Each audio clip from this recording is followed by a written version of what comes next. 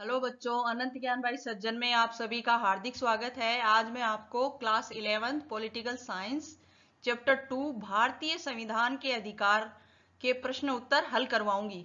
तो सबसे पहला प्रश्न है, निम्नलिखित प्रत्येक कथन के बारे में बताइए कि वह सही है या गलत।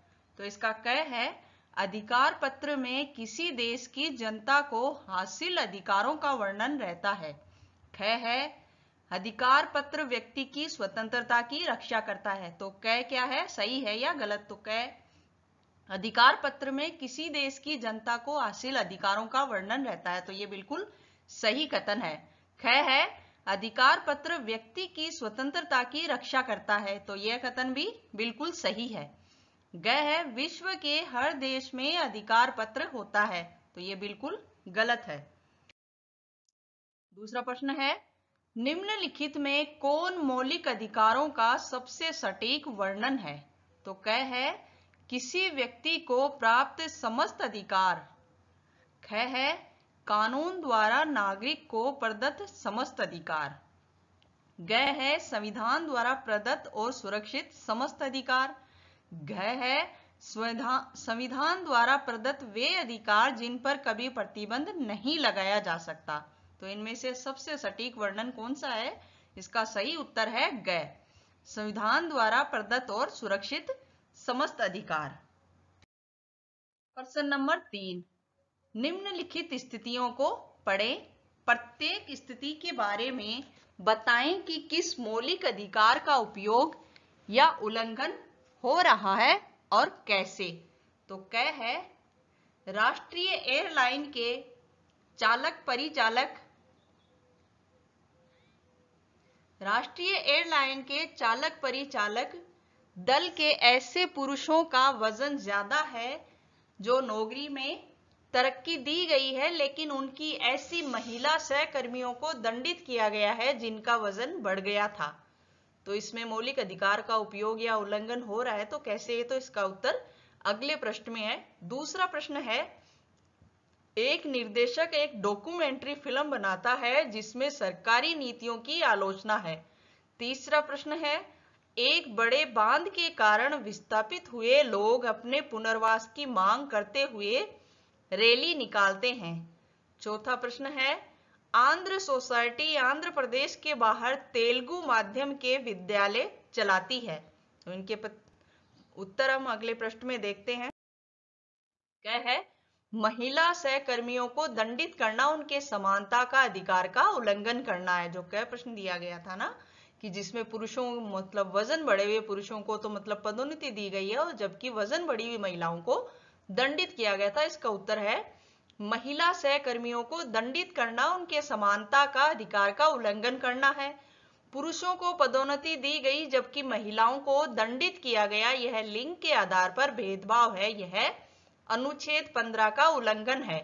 ख है, इस घटना में मौलिक अधिकार का उपभोग किया जा रहा है, इसमें निर्देशक द्वारा स्वयं को व्यक्त करने के अधिकार का प्रयोग किया जा रहा है, जिसका उल्लेख संविधान के 19वें अनुच्छेद में है। और ग है, इस घटना में भी मौलिक अधिकार का उपयोग किया जा रहा है। अनुच्छेद 19 में उल्लेखित अधिकार किसी उद्देश्य के लिए संगठित होने का उपयोग करके विस्थापित जन संगठित होकर रैली निकाल रहे हैं। और अंतिम प्रश्न है जिसका उत्तर है, इसमें शिक्षा व संस्कृति के अधिकार अनुच्छेद 29 व 30 का उपयोग किया जा रहा है। प्रश्न नंबर 4, निम्नलिखित में कौन सांस्कृतिक और शैक्षिक अधिकारों की सही व्याख्या है। क है, शैक्षिक संस्था खोलने वाले अल्पसंख्यक वर्ग के ही बच्चे इस संस्थान में पढ़ाई कर सकते हैं। सरकार विद्यालयों को यह सुनिश्चित करना चाहिए कि अल्पसंख्यक वर्ग के बच्चों को उनकी संस्कृति और धर्म विश्वासों से परिचित कराया जाए। घ है, भाषाई और धार्मिक अल्पसंख्यक अपने बच्चों के लिए विद्यालय खोल सकते हैं, उनके लिए इन विद्यालयों को आरक्षित कर सकते हैं। घ है, भाषाई और धार्मिक अल्पसंख्यक यह मांग कर सकते हैं कि उनके बच्चे उनके द्वारा और उनके लिए इन विद्यालयों को आरक्षित कर सकते हैं। तो इसमें इस सांस्कृतिक और शैक्षिक अधिकारों की सही व्याख्या करने वाला कथन है ग, भाषाई और धार्मिक अल्पसंख्यक अपने बच्चों के लिए विद्यालय खोल सकते हैं और उनके लिए इन विद्यालयों को आरक्षित भी कर सकते हैं। प्रश्न नंबर 5, इनमें कौन मौलिक अधिकारों का उल्लंघन है और क्यों? क है न्यूनतम देय मजदूरी नहीं देना, ख है किसी पुस्तक पर प्रतिबंध लगाना, ग है 9 बजे रात के बाद लाउड स्पीकर बजाने पर रोक लगाना, घ है भाषा तैयार करना। इसका उत्तर है क, किसी पुस्तक पर प्रतिबंध लगाना मौलिक अधिकार का उल्लंघन है। इसमें अनुच्छेद 19 का उल्लंघन हो रहा है। प्रश्न नंबर 6, गरीबों के बीच काम कर रहे एक कार्यकर्ता का कहना है कि गरीबों को मौलिक अधिकारों की जरूरत नहीं है। उनके लिए जरूरी यह है कि नीति निर्देशक सिद्धांतों को कानूनी तौर पर बाध्यकारी बना दिया जाए। क्या आप इससे सहमत हैं? अपने उत्तर का कारण बताएं। इसका उत्तर है मैं इस कथन से सहमत नहीं हूं, क्योंकि नागरिकों के लिए मौलिक अधिकार नीति निर्देशक तत्वों से अधिक आवश्यक हैं। नीति निर्देशक तत्वों को बाध्यकारी नहीं बनाया जा सकता, क्योंकि हमारे पास सभी को नीति निर्देशक तत्वों में दी गई सुविधाओं को प्रदान करने के लिए पर्याप्त साधन नहीं है।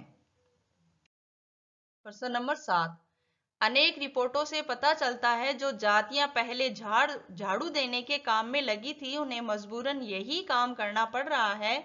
जो लोग अधिकार पद पर बैठे हैं वे इन्हें कोई और काम नहीं देते।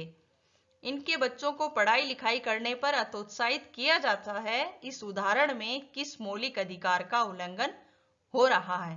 इसमें काम के क्षेत्र में दिए गए समानता के मौलिक अधिकार का उल्लंघन हो रहा है। प्रश्न नंबर 8, एक मानवाधिकार समूह ने अपनी याचिका में अदालत का ध्यान देश में मौजूद भुखमरी की स्थिति की तरफ खींचा। भारतीय खाद्य निगम के गोदामों में 5 करोड़ टन से ज्यादा अनाज भरा हुआ था। शोध से पता चलता है कि अधिकांश राशन कार्डधारी यह नहीं जानते कि उचित मूल्य की दुकानों से कितनी मात्रा में वे अनाज खरीद सकते हैं। मानवाधिकार समूह ने अपनी याचिका में अदालत से निवेदन किया कि वह सरकार को सार्वजनिक वितरण प्रणाली में सुधार करने का आदेश दें। इस मामले में कौन कौन से अधिकार शामिल हैं? ये अधिकार आपस में किस तरह जुड़े हैं? ख है क्या ये अधिकार जीवन के अधिकार का एक अंग है? इसका उत्तर है क है इस मामले में कानून के समक्ष समानता का अधिकार अनुच्छेद 14 और भेदभाव की मनाही अनुच्छेद 15 शामिल हैं। दोनों अधिकार आपस में एक ही बिंदु अर्थात समानता को लेकर संबंधित हैं। ख है ये अधिकार जीवन के अधिकार का ही एक अंग है। प्रश्न नंबर 9, इस अध्याय में उद्धृत सोमनाथ लाहिड़ी द्वारा संविधान सभा में दिए गए वक्तव्य को पढ़ें। क्या आप उनके कथन से सहमत हैं? यदि हाँ तो इनकी पुष्टि में कुछ उदाहरण दें, यदि नहीं तो उनके कथन के विरुद्ध तर्क प्रस्तुत करें।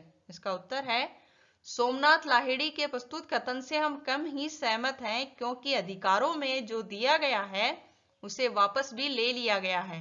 प्रत्येक अधिकार के बाद एक उपबंध शामिल किया गया है जो अधिकार को वापस ले लेता है। जैसे अनुच्छेद 19 में दिए गए अधिकार में जितनी स्वतंत्रताएं दी गई हैं उतने ही बंधन भी लगा दिए गए हैं, परंतु इसका आशय यह नहीं कि संविधान को एक सिपाही का भी निर्वाह करना है।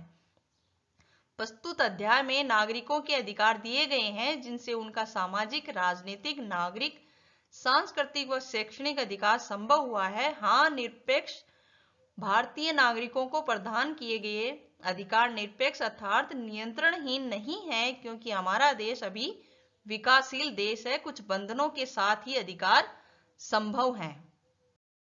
प्रश्न नंबर 10, आपके अनुसार कौन सा मौलिक अधिकार सबसे ज्यादा महत्वपूर्ण है? इसके प्रावधानों को संक्षेप में लिखें और तर्क देकर बताएं कि यह क्यों महत्वपूर्ण है। इसका उत्तर है संवैधानिक उपचारों का अधिकार अंतिम और सबसे महत्वपूर्ण मौलिक अधिकार है, क्योंकि इसके अस्तित्व पर ही समस्त अधिकारों का अस्तित्व आधारित है।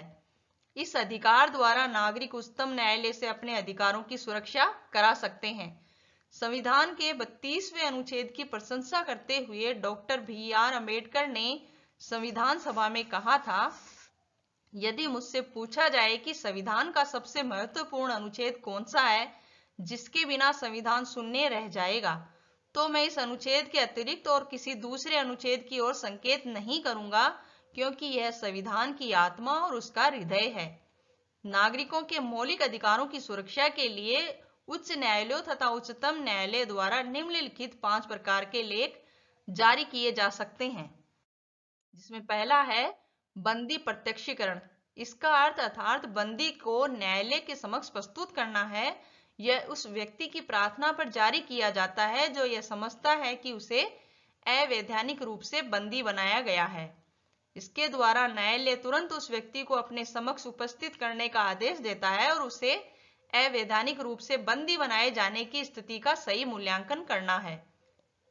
इसके अतिरिक्त बंदी बनाने के ढंग का अवलोकन भी करता है और अवैधानिक ढंग से बंदी बनाए गए व्यक्ति को तुरंत छोड़ने का आदेश देता है। दूसरा है परमादेश।